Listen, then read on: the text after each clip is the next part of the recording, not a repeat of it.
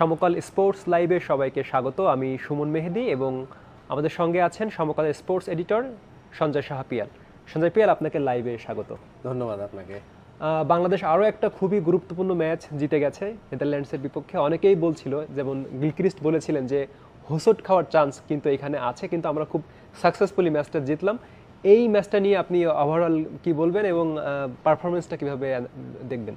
আপনি গিলক্রিস্টের কথা বললেন, আরো ইয়ান বিশপও কিন্তু এমন একটা বলেছিলেন যে এই ম্যাচটিতে বাংলাদেশ হেরে যেতে পারে, নেদারল্যান্ডসের তার পক্ষে ফেভারিট বলেছিলেন। বাট এটা হয় কি, অনেক সময় হয় যে আপনি তাদের মতন একটা, তারা তো বলবেই, তাদের ব্যাখ্যা দিবে, তাদের সবাই যদি এক কখনোই আপনি আশা করতে পারেন না যে সবাই একেই ফেভারিট বলবে, কিংবা এটা থাকতেই পারে যার যার। ওইটা আসলে আমার মনে হয় যে খুব একটা গায়ে লাগানোর কিংবা ইয়ের কিছু নেই।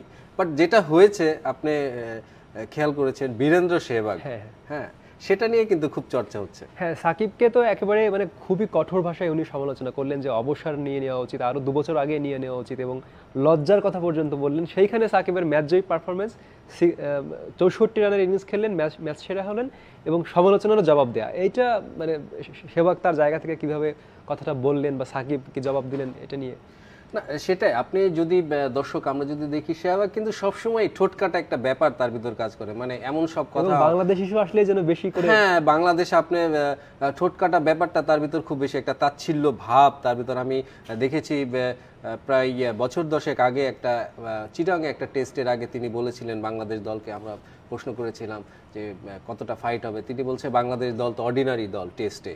তো তারপরের ইনিংস, তারপরেই কিন্তু আমরা দেখেছি যে ওইখানে আপনার তামিম ইকবাল তিনি কিন্তু সেঞ্চুরি করেছিলেন এবং তারপরে কিন্তু সেই জবাবটি আসলে মাঠেই দিয়ে দিয়েছিলেন।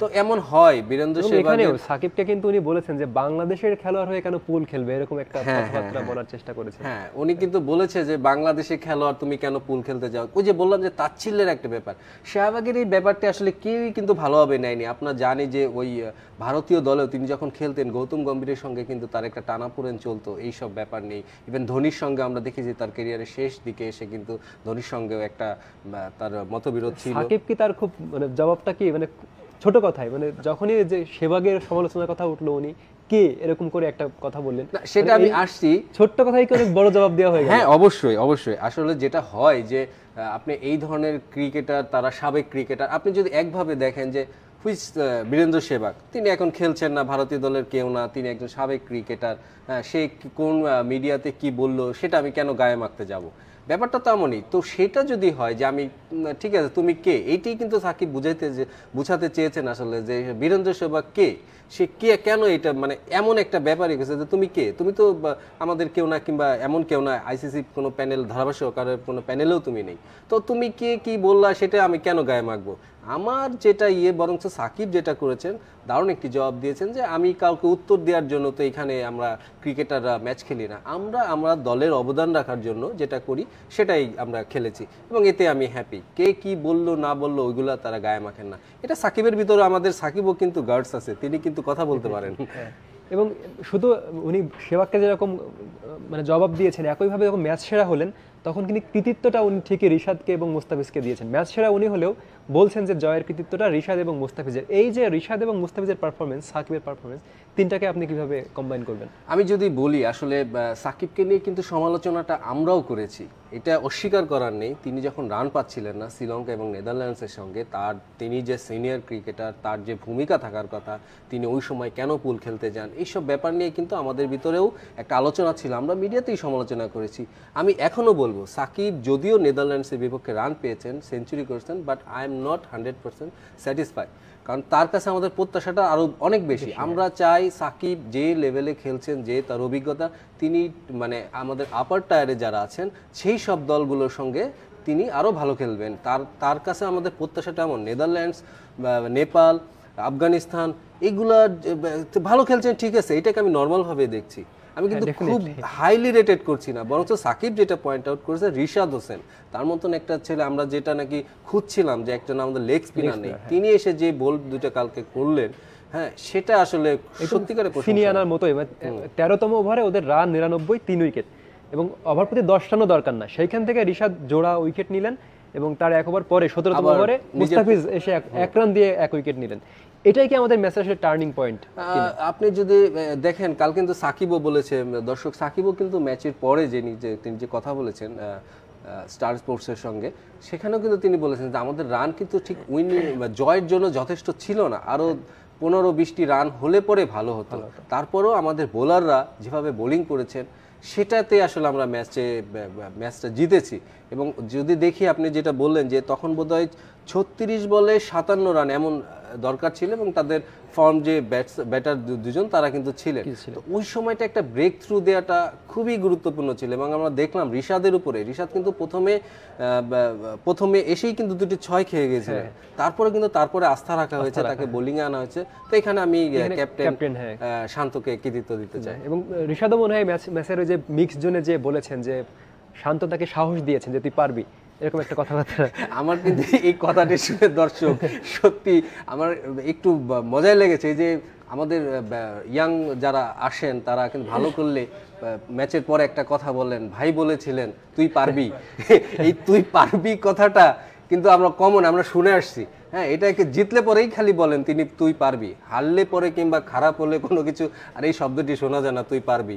তো তিনিও ওই প্রথাগত বলেছেন তুই পারবি। এটা আমরা দাদা এখন কোয়ার্টার ফাইনালে যাওয়ার পথে কতটা এগিয়ে গেলাম? আমরা নিউজও করেছি যে কোয়ার্টারে 1 পা বাংলাদেশে বা পথে বাংলাদেশে আসলে কতটা এগিয়ে গেলাম, আমরা কি অলমোস্ট নিশ্চিত করে ফেলেছি কিনা? আপনি যেটা বললেন যে আমরা নিজেরাও হেডিং করেছি, 1 পা এগিয়েছে, আসলে 1 পা তো অবশ্যই এগিয়েছেন। এখন নেপালের সঙ্গে এটা আমরা কি আশা করব, মানে এটাকে আমরা চিন্তা করতে পারি যে নেপালের সঙ্গে হেরে যাবে বাংলাদেশ? আমরা আশা করব অবশ্যই নেপালের সঙ্গে জিতবো এবং খুব ভালোভাবে জিতবো।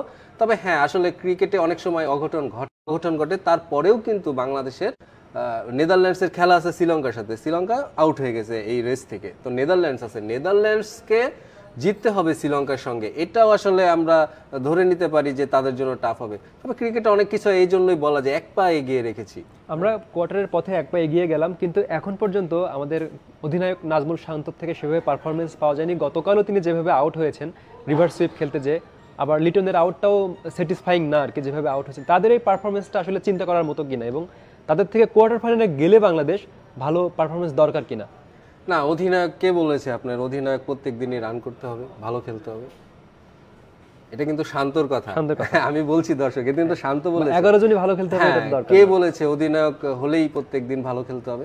আসলে এমন কোনো ব্যাপার না। তবে তিনি যেভাবে শটটি খেলেছেন ওই সময়, সেটা আসলে তার স্ট্রং পজিশন কি রিভার্স সুইপ, তার তো স্ট্রং পজিশন ওটা না, কিন্তু তিনি ওটা খেলেছেন। খেলায় অনেক সময় এরকম হয়ে থাকে, বাট তিনি যেহেতু একটা ক্যাপ্টেন, ওপেনিং এ আর লিটনের যেটা ব্যাপার বলবো লিটনও আমি বলি প্রথম ম্যাচের পরে কিন্তু তিনি 2টি ম্যাচে রান পাননি, এবং তিনি যেই শটটি খেলে তিনিও প্রথম বলেই সুইপ করতে গিয়েছেন। তো এই সেন্সগুলো যে আমাকে প্রথম বলে একটু ওই বোলারেরটা দেখে নেই, কিন্তু তার যে ক্যাচটি ধরেছে ওটা অসাধারণ একটি ক্যাচ ছিল, এটা নিঃসন্দেহে বলতে হবে যে লিটনের যে আউটটি হয়েছেন অসাধারণ একটি ক্যাচে। তারপর আমি মনে করি যে লিটন এবং শান্ত যেহেতু টপ অর্ডার রান আসছে না, আর একটু মনে হয় তাদের উইকেটটা যেহেতু নতুন ছিল, এখানে অনেকদিন খেলা হয়নি, তাদের একটু ধরে খেলা আমার মনে হয় সাকিব যে আসলে কাজটা করেছেন। এবং সাকিব কিন্তু বলেছেন যে আমাদের এখানে ক্যারি করে শেষ পর্যন্ত খেলা দরকার ছিল। ওইটাই বাংলাদেশের পরবর্তী যে প্রতিপক্ষ নেপাল সম্পর্কে আসলে আপনি কি বলবেন? নেপাল সম্পর্কে মনে হয় বাংলাদেশ কম জানি ভাই, নেপাল সম্পর্কে আমরা মনে হয় সবাই খুবই কম জানি। শুধু এটুকু আমি দেখলাম তাদের একটা ম্যাচ, আমরা যেটা দেখলাম ওয়ার্ল্ড কাপে নেদারল্যান্ডসের সঙ্গে তারা খেলেছেন, তাদের ক্যাপ্টেন রোহিত, একজন ক্যাপ্টেন আছেন যিনি ক্যাপ্টেন, তিনি খুব ভালো ব্যাটিং করেছেন, আমার কাছেও ভালো লেগেছে। বাট নেপালের যেটি হয়েছে, নেপাল দলটি কিন্তু আসলে অনেক টি-20 খেলেছে গত 2 বছরে, তারা প্রচুর টি-20 খেলেছে এই নেদারল্যান্ডসের সঙ্গে, ওমানের সঙ্গে, কানাডার সঙ্গে, যুক্তরাষ্ট্রের সঙ্গেও তাদের ম্যাচ রয়েছে। তো আমি একেবারে যে এই ওয়ার্ল্ড কাপে আমরা দেখলাম যে ছোট দলগুলোর কিন্তু বড় মেজাজ থাকে, ওই মেজাজটাকে আসলে ঠান্ডা করতে হবে, ওটা করতে পারলে কোনো সমস্যার কথা না। দাদা, আপনাকে লাইভে যুক্ত হওয়ার জন্য ধন্যবাদ। দর্শক, আমরা আবারও বাংলাদেশের এবং নেপালের ম্যাচের আগে এবং পরে লাইভে সংযুক্ত হব। আমাদের সঙ্গে থাকার জন্য সবাইকে ধন্যবাদ।